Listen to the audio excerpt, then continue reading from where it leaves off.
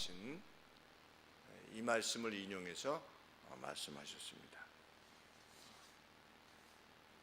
원수가 먹을 것이 없고 배고프고 또 마실 것이 없어서 아주 목말라 할 때 타락한 마음에 드는 감정은 무엇이겠는가? 아주 콧노래를 부르고 싶어 할 것입니다. 쌤통이다 이러면서 정말 이 시대는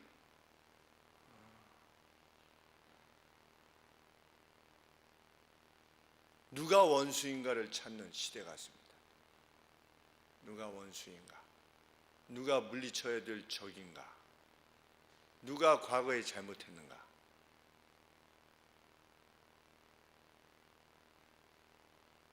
그래서 분노를 팔아서 장사하는 그러한 시대로 회귀한 것 같습니다.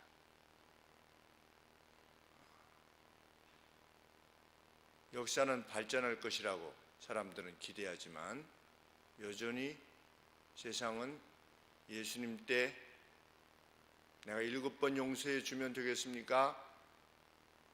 라고 할 때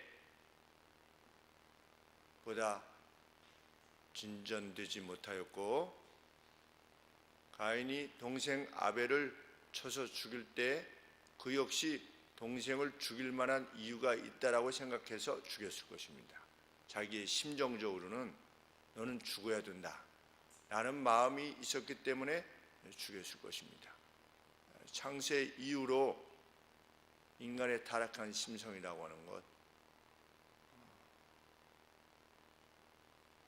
그 누군가가 괴로움을 당하는 것을 보고 괴로워하는 것, 특별히 그것이 원수이고 다른 사람의 원수가 아니라 네 원수가, 이런 표현을 썼습니다. 다른 사람의 원수가 아니라 내 원수, 내 자신에게 어떤 악을 끼친 원수입니다. 정말 지금 이 시대는 내게 직접 원수됨이 없음에도 불구하고 이 시대는 그가 누구든 내게 직접 악을 끼친 원수가 아닌데도 불구하고 불같이 일어나서 상대를 괴멸시키려 합니다. 우리 유치원 사태만 봐도 그렇습니다. 유치원하고 나하고 아무런 상관이 없는 겁니다. 많은 사람들의 경우. 그런데 그 유치원에 대해서 다 해먹는구만, 별 저주가 다 있습니다. 사람들이 써놓은 글들을 보면 그 저주, 험담, 그것이 자기 자신에게 직접적인 해를 가한 것이 아닌데도 불구하고 그 누가 이렇대더라는 것을 가지고 어떤 사람은 심지어 우리나라도 아닌 다른 나라 누가 이렇게 하더라 그러면 거기에 대해서 또 우욱하고, 터키의 대통령이 어떻대더라 우욱하고, 사우디아라비아의 왕세자가 누구를 죽였대더라 우욱하고, 이전과 같으면 정말 거기가 어느 나라인지도 모르는 그러한 나라에 그 누가 무엇을 했다고 했을 때 막 그냥 올라오는 겁니다. 그러니 이제는 온 세상에 이 타락한 심성으로 인해서 악이 가득하게 되었는데, 모든 들려오는 소식들에 대해서 사람들이 분노하게 되는 것입니다.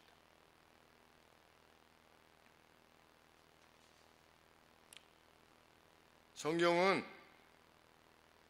네 원수가 배고파 하느냐, 내 원수가 목말라 하느냐, 콧노래를 부르는 것이 아니라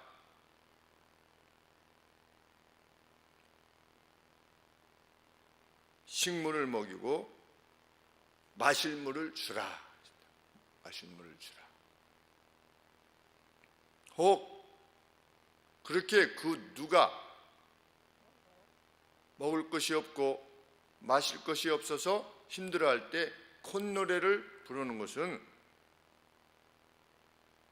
위에 20절 말씀에 마음이 상한 자에게 노래하는 것은 그것이 원수라 할지라도 추운 날에 옷을 벗음 같고 소다 위에 식초를 부음 같으니라.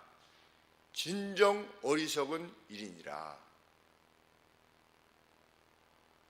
이 성경이 경고하고 있는 것입니다.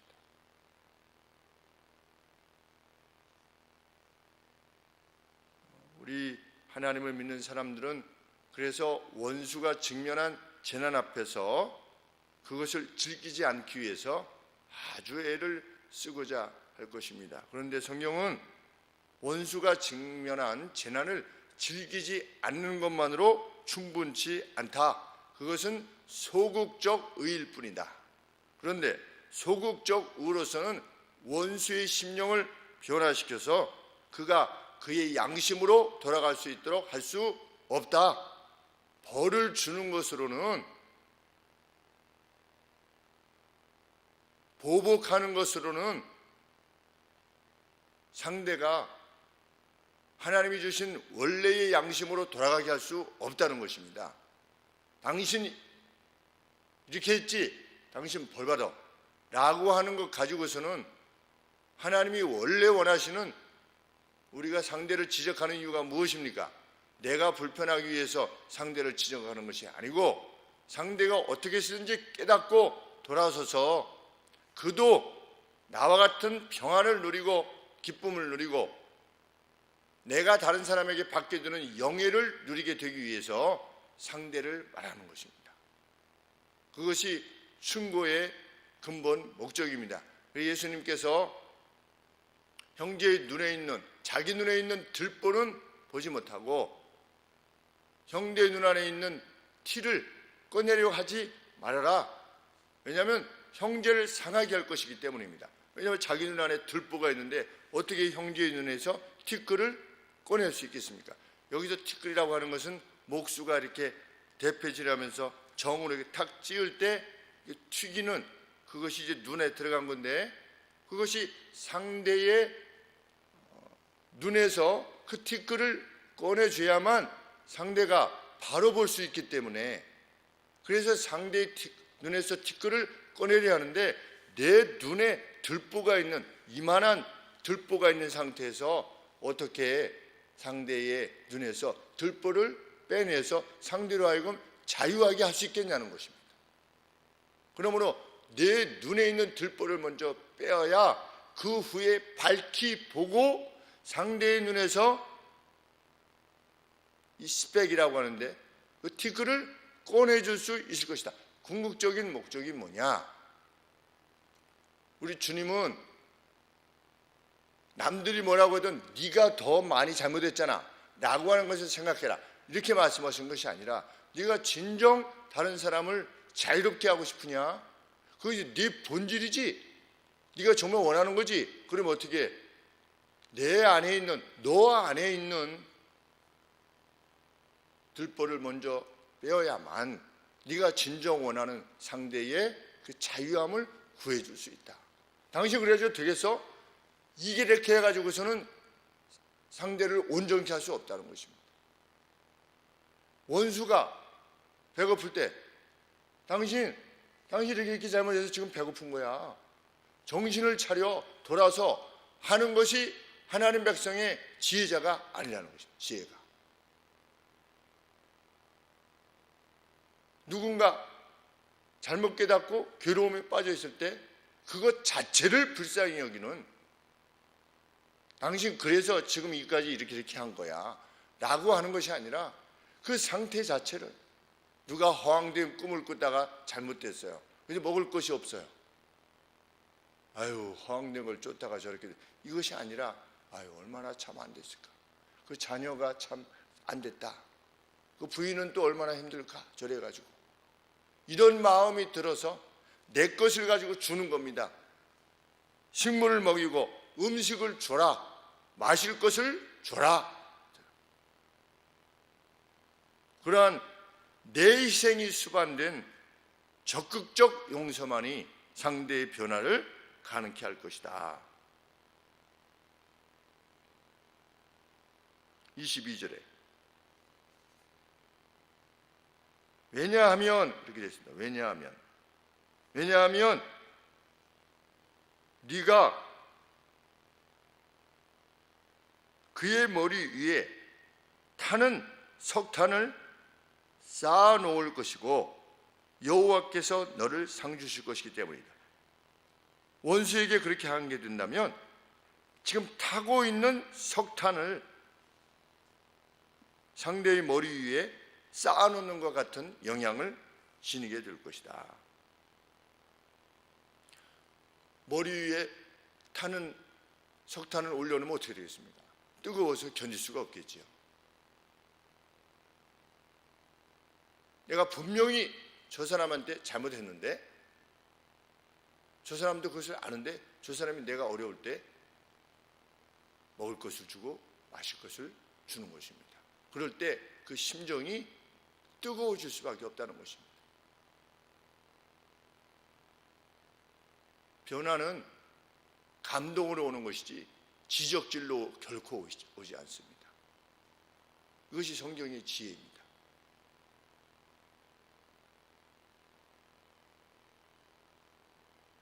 경험상 이렇게 원수를 사랑할 때 나한테 괴로움을 주는 사람에게조차도 이렇게 할 때 최대의 수혜자는 누구냐? 자기 자신입니다. 그 용서와 사랑, 그것이 자신에게 허락하는 평안, 이것이야말로 하나님이 허락하시는 최대의 상인 줄 믿습니다. 언젠가도 말씀드렸듯이 원숭이 무리에서 또 동물들의 사자의 무리 중에서 가장 먼저 죽는 놈이 두목이랍니다. 원숭이 두목이 제일 먼저 죽는 겁니다. 누가 내 자리를 탐할 것이냐. 늘 신경 쓰다가 스트레스 받아서 제일 먼저 죽는 놈이 원숭이 두목이라는 것을 기억해야 합니다. 우리는 그렇게 스트레스가 없어야 된다, 스트레스가 없어야 된다 그러는데 누가 스트레스를 안고 사는 것이냐? 원수가 많을수록, 보기 싫은 사람이 많을수록 스트레스가 많은 것입니다. 자기 생명을 단축하는 것입니다. 하나님이 또 가장 안 좋아하시는 방향으로 사는 것입니다. 사울이 다윗을 죽이려 다닐 때 10년 동안 얼마나 스트레스를 많이 받았겠습니까? 생각해 보세요. 10년 동안 누군가를 죽여야 되는 것입니다. 누군가를 죽여야 될 만큼 원수됨을 가지고 살아가야 될 때 얼마나 본인이 괴로웠겠는가 하는 생각을 하게 됩니다.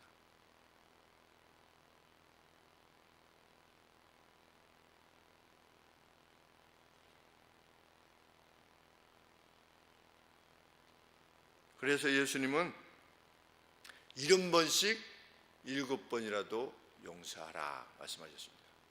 그것은 덕의 차원이기도 하지만 그것이 하나님께서 세상을 만드실 때에 동원하셨던 지혜라고 우리 잠언에서 언급하고 있는 것입니다. 지혜를 구하라. 내 이 지혜로 세상을 만들었다. 그런데 그 지혜는 70번씩 7번이라도 용서해라. 원수가 없이 살아가는 것 최대의 복됨이라 이렇게 믿는 것입니다. 그러한 적극적인 어려움을 통해서 이웃과 자신의 행복 둘 다를 추구하는 것, 그것이 지혜자의 삶입니다. 세상 보기에는 물에 물 탄 것 같고 무슨 배알이 없는 것 같고 그저 양비론 같고 이것도 아니고 저것도 아닌 그런 사람처럼 보일 수 있습니다. 온유한 사람이 세상에는 그렇게 보일 수 있습니다. 그렇게 보이는 길을 사는 것이 하나님의 백성답게 사는 것입니다. 사울을 죽이고자 할 때에 다윗이 그 기회가 있었을 때에 기름 부은 자다 라고 해서 돌아 나올 때 그 부하들이 무엇이라고 말했겠습니까? 다윗을 어떤 사람이라고 생각하겠습니까? 하나님께서 주신 기회입니다. 나가자. 라고 했을 때 그들이 무엇이라고 말했을까 생각해 보게 됩니다. 그 뛰어났을 때에 형들이 나를 팔았음으로 인해서 근심하지 마소서. 내가 당신들뿐만 아니라 당신의 가족들까지 다 먹이울 것입니다 라고 했을 때에 그 요셉에 대해서 하나님을 믿는 사람들이 감동하면서도 실제적인 삶에 있어서는 이렇게 한다면 그것이 얼마나 참 무지한 삶인가 생각이 됩니다. 우리가 일생 용서하고 사랑하기 위해서 적극적인 힘을 기울이고 원수를 살피는 데까지 나아가게 된다면 하나님께서 영원한 복을 우리들에게 허락하시리라 믿습니다. 기도하겠습니다.